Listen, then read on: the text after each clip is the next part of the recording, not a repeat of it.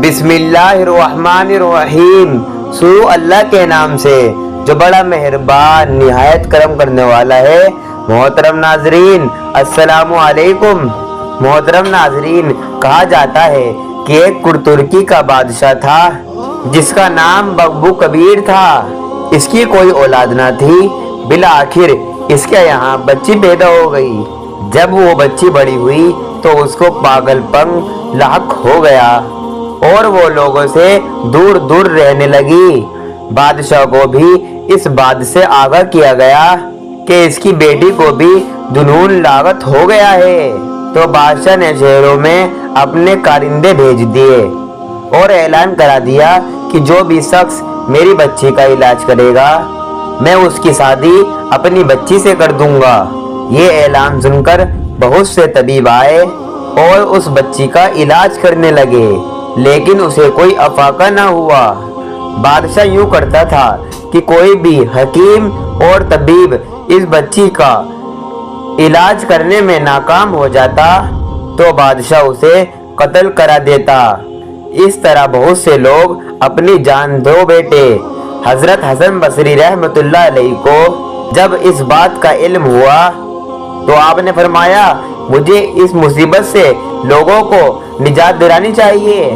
लिहाजा आप भी वहां तशरीफ ले गए और लोगों से कहा कि इस बच्ची को लाओ, मैं इसका इलाज करूंगा। मैं भी तबीब हूँ। आपको बताया गया कि वो बच्ची तो अरसा दराज हुआ फला जंगल की तरफ भाग गई है, क्योंकि इसका इलाज किसी के बस की बात नहीं। आपने ये सुना तो उस जंगल की तरफ चल दिए।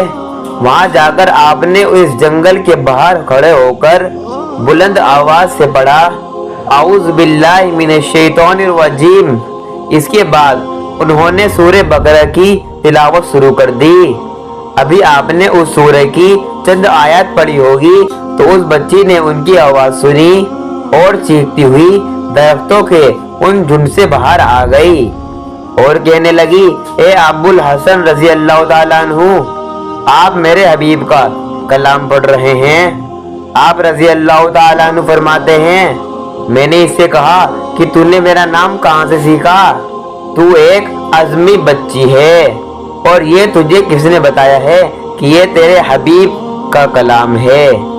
तो वो बच्ची कहने लगी कि ए शेख, आपको ये इल्म नहीं कि मैंने ये इसलिए रूप डाल रखा है और ये हालत बना रखी है ताकि अपने आप को लोगों से बचा सकूं और लोगों से दूर रह सकूं। इसके बाद वो कहने लगी कि जरा और पढ़ें। हजरत ख्वाजा हसन बसरी रहमतुल्लाह अलैहि ने सूरह बकरा पढ़नी शुरू की और सूरह आले इमरान तक पूरी सूरह पढ़ डाली।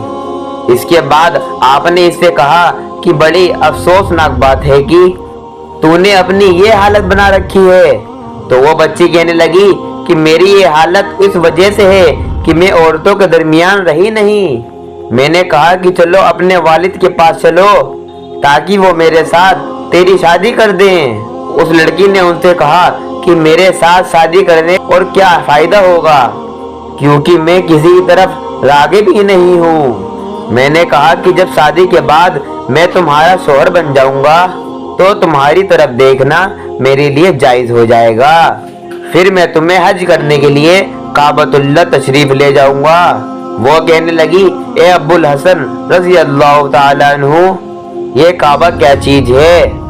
मैंने कहा कि काबा शरीफ मक्का में है और लोग वहाँ हर साल हज करने के लिए जाते हैं और उसका तवाफ करते हैं।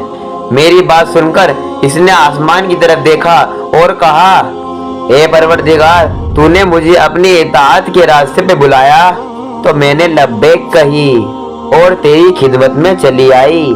अपने घर वालों को तेरी मोहब्बत के खातिर छोड़ दिया। इस दुनिया में तेरा घर है, तेरे बंदे इसका तवाफ करते हैं। क्या मुझे तू काबा नहीं दिखाएगा? ये कहकर वो एक सिम तेज तेज चल दी। मैं भी इसके पीछे हो लिया। अचानक हमारे सामने एक जगह आ गई जहाँ पर एक नहर जारी थी। वो लड़की उस नहर पर से चलती हुई दूसरी जानिब चली गई और मैं इस पार अपनी जगह पर खड़ा खड़ा उसे देखता रह गया। अचानक क्या देखता हूँ कि काबतुल्लाह इसके सामने आ गया और इसने उसका तवाफ करना शुरू कर दिया और मुझसे मुखातिब होकर कहने लगी, ए इमामुल मुस्लिमीन अबू अल हसन नूरी, जो इंसान अपना दिल अल्लाह के लिए खालिस कर देता है और फकत इसकी रज़ा पर अपना अमल करता है, इसे किसी शौहर की ज़रूरत होती है और ना ही किसी ज़ादे राह की और ना ही किसी सवारी की जो इसे काबतुल्लाह के करीब पहुंचा दे, बल्कि काबतुल्लाह को उठाकर इसके पास हाजिर कर दिया जाता है। जो इस मुकाम तक नहीं पहुंच सकता उसे शौहर की भी जरूरत पड़ती है और ज़ादे राह की भी और सवारी की भी।